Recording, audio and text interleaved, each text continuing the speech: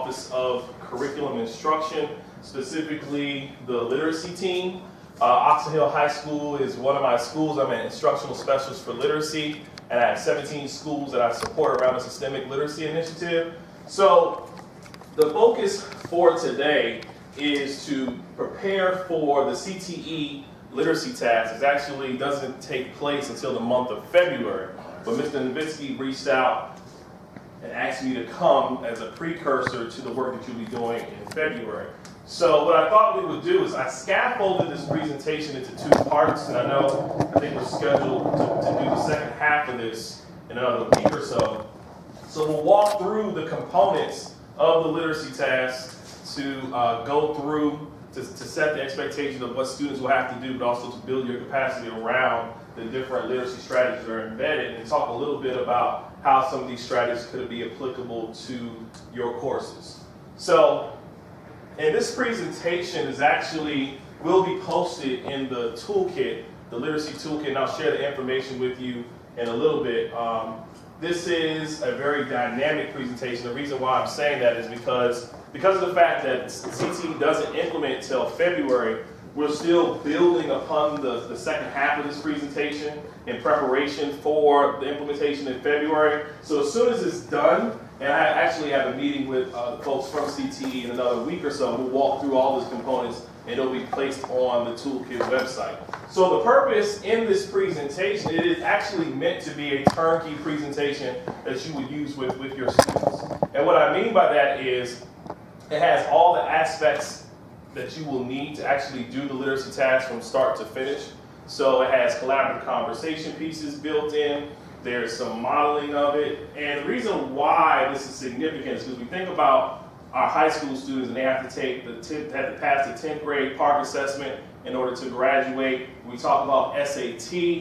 The literacy task mirrors both of those assessments, and the purpose through this shared approach is to help students build their literacy strategies. So when they have to do that evidence-based writing, when they have to take that SAT, the writing component of the SAT, we're building their capacity to be successful in those areas. But also when we think about student writing just within our own courses and how we want students to write better, this analytic approach allows for that transfer of skills even within your own content area. So we'll talk a little bit about that.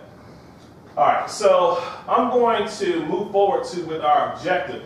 So this is a long-term objective from start to finish, and the focus of it is that students will be applying the skills of unlocking the prompt and close reading to an article to actually do the analysis of an argument essay. Now, before I move forward, I want to walk through some of the resources that you have here in this folder.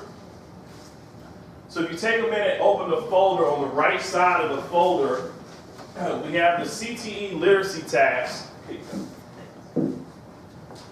that all CTE courses will use.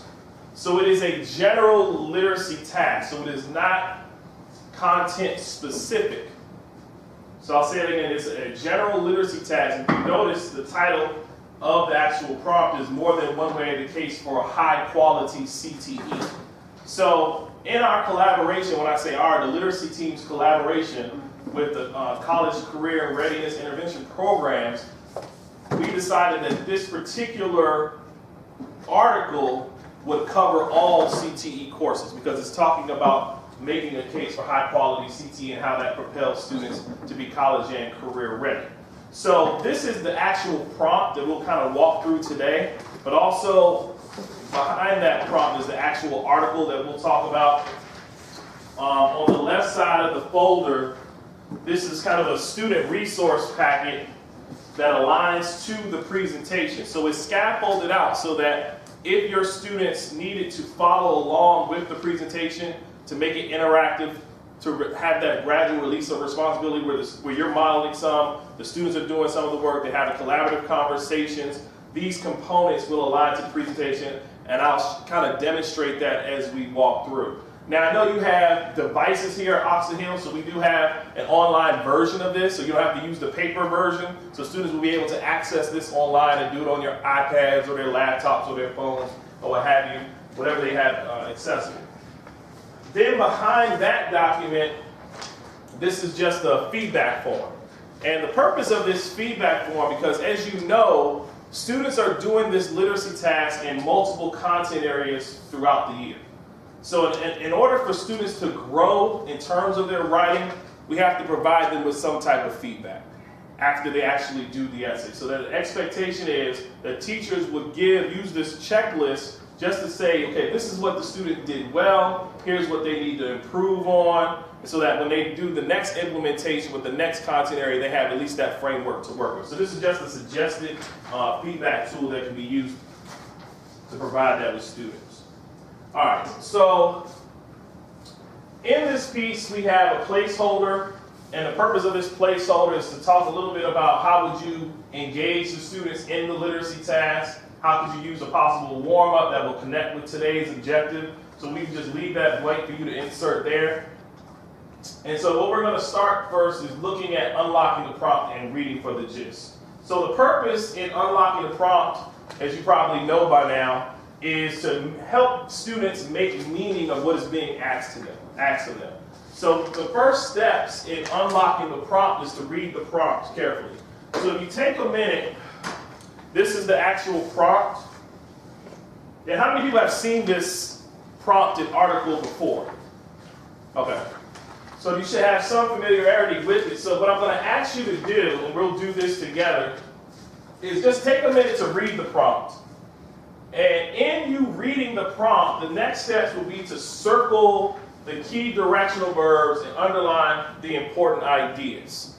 What is it that this prompt is asking me to do?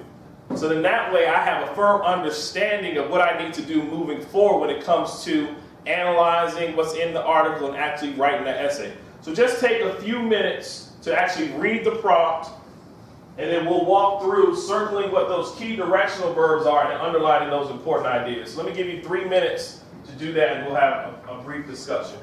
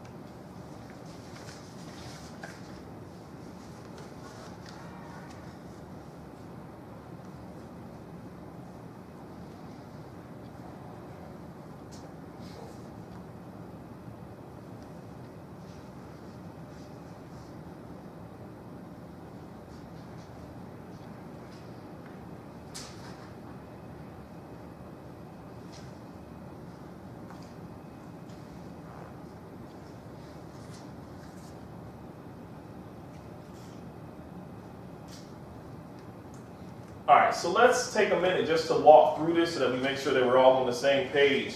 So under where it says source text excerpted from more than one way, the case for high quality CTE, what is the directional verb that you circled in those two paragraphs? So I want to volunteer. What do we get? What's the first directional verb that you see in that paragraph? Somebody said, I heard somebody. Right. So you got to circle right. What else? What else is it asking you to do? Not what the author does, but what's right, right? Explain. What else do you have to do? So we got write, explain. Keep going. Explain.